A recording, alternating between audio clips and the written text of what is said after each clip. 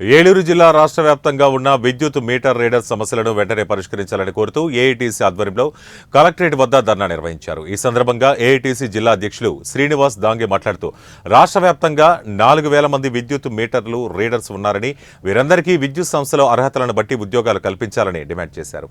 ముఖ్యమంత్రి చంద్రబాబు నాయుడు ఎన్నికల్లో నిరుద్యోగులకు ఉద్యోగ అవకాశాలు కల్పిస్తామని హామీ ఇచ్చారని, ఈ హామీని తప్పనిసరిగా నిలబెట్టుకోవాలన్నారు. లేని పక్షంలో రాష్ట్ర వ్యాప్తంగా ఉద్యమాన్ని ఉధృతం చేస్తామని హెచ్చరించారు.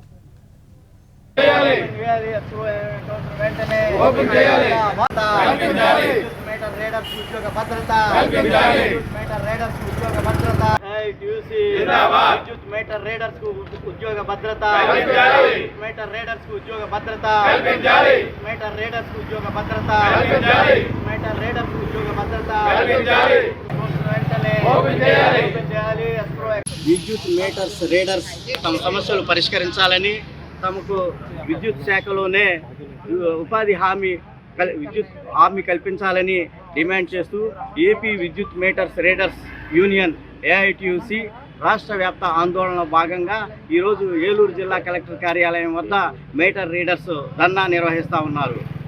రాష్ట్ర వ్యాప్తంగా స్మార్ట్ మీటర్లు వచ్చినటువంటి నేపథ్యంలో రాష్ట్ర వ్యాప్తంగా 4,000 మంది విద్యుత్ మీటర్ రీడర్స్ తమ ఉపాధిని కోల్పోయి రోడ్డున పడే పరిస్థితి వచ్చింది.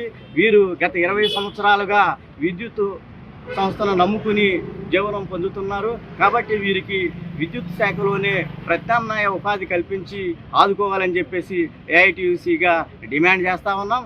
అలాగే వీరి విద్యార్థులను బట్టి